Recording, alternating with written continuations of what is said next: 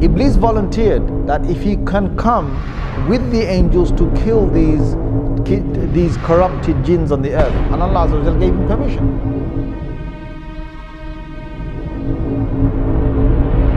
Suddenly Allah reveals to the angels and He says, I am about to make on the earth a Khalifa.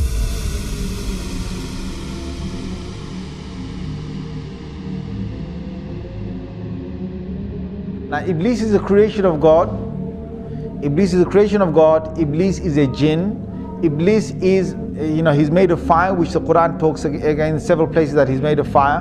But where did Iblis come from? And were there the likes of Iblis before? So the Mufassirun have commented. Again, this is based on those narrations that I talked about earlier.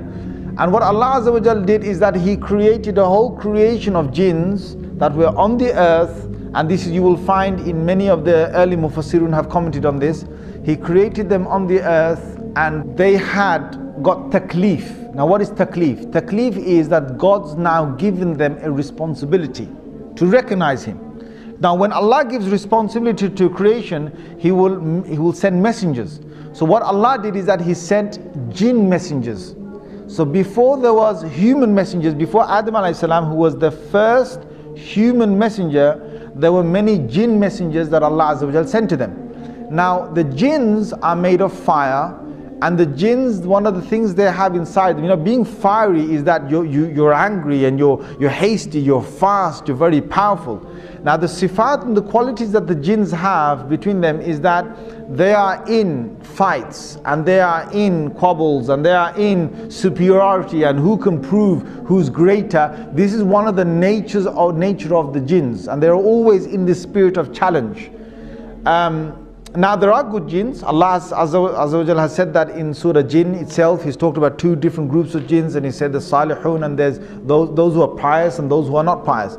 Now the ones that were on the earth were both types, and messengers came down.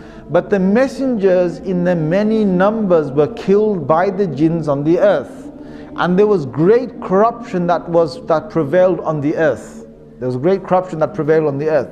Now there was one notable jinn that was very pious. Iblis, being who he was a good jinn, and he started to worship God to the extent, because jinns could fly, and jinns could go through many of the heavens. They could go up and down. They didn't have to stay on the earth. They could travel up. It was only when Rasulullah sallallahu alaihi wasallam came that they were trapped within this first universe. This is clear from the Quran.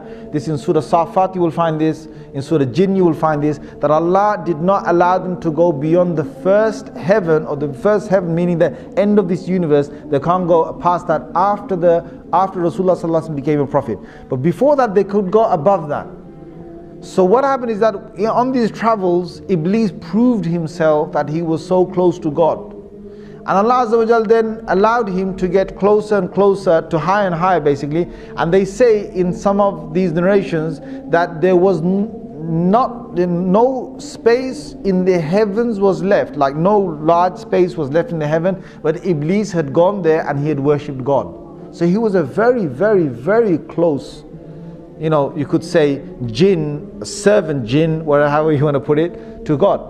Until then, Allah Azza wa Jal allowed him to come in the company of the malaika, of the angels. And he got the chance to be in the company of the malaika. Allah decided that He's going to send the angels down to the earth and to banish the mutamarrideen, or those jinns that had causes a lot of corruption on the earth. So this group was going to come down and they're going to kill many of these jinns that were just out of control. Iblis volunteered that if he can come with the angels to kill these corrupted jinns on the earth, and Allah Azza wa Jal gave him permission. So he came and they killed a lot of these jinns. They left only a few on the earth, and from these few again the progeny of the jinns would start.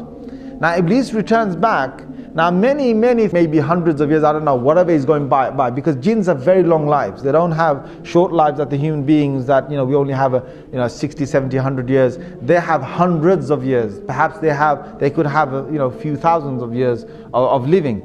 Now you've got Iblis that has gone down there, that has banished these jinns, most of them who are corrupted on the earth, and is returned back with the angels. Now he was with the angels, but Allah makes it very clear that he was not from the malaika, he was from the jinn. Now why Allah makes that clear is because we understand that no malak or no angel can ever disobey Allah Azza wa Jal. Allah's made it in their nature not to disobey Allah, but a jinn can. So the biblical sources, they've now faltered again. They call it a fallen angel. So what they say is that if an angel decides to go against the will of God or the command of God, then that angel, Allah drops him from the rank of the angels, and now he becomes a fallen angel. That's the biblical sort of side, or what some of them believe. The Muslims don't believe that. No angel can ever disobey Allah Azza wa Jal. So that's where we find that Iblis was able to disobey Allah, because he wasn't from the malaika. Now there's one thing here. Why is it that Iblis is now going to disobey God? Now you've got to understand the whole thing behind the creation of Adam alayhi salam. Suddenly Allah reveals to the angels and he says, I am about to make on the earth a Khalifa, or someone who will take command, second in charge, or someone who will rule again, reign after the last reigning. I'm about to make a Khalifa on the earth. Now when Allah said that, Iblis got really happy, right? He must have got really happy. And you know why? Because Iblis knows that the angels are not the ones who are going to rule the earth. If there's anyone, there's going to be the creation from the jinns. Allah's going to now make a Khalifa perhaps from the jinns. But Allah's decision wasn't that He's going to make a Khalifa or a vicegerent from the jinns.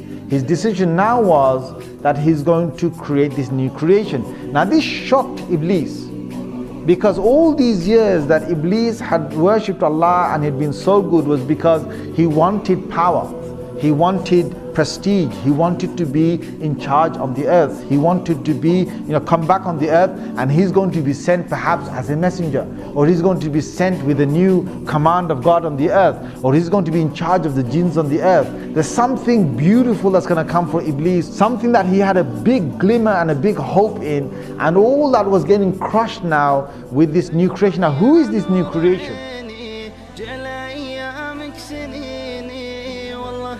الشوق يضرب بين مأساة وحنيني قلتها والله شاهد بإن في حبك أجاهد أدعي المولى بتكلف إن في حبك أجاهد.